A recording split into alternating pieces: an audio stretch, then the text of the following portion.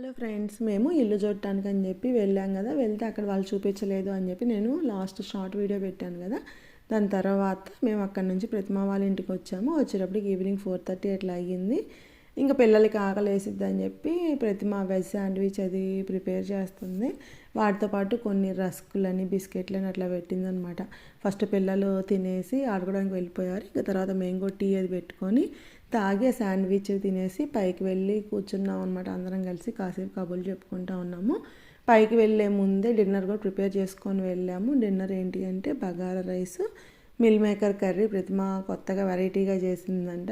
Curry అయితే చాలా బాగా నచ్చింది నాకైతే.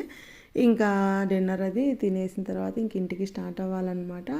అక్కడ ప్రతిమ వాళ్ళ ఇంటికి వెళ్ళిన ప్రతిసారి చాలా లేట్ అయిపోయింది. మేము ఇంటికి వచ్చేటప్పటికి అక్కడ నుంచి రాబుద్ది కాదనమాట. అందరూ కష్టంగానే ఇంటికి వచ్చేస్తాము. నేను ఫుల్ వీడియో నా ఛానల్లో పెట్టాను, చూడండి. వస్తే లైక్ చేయండి. Bye friends.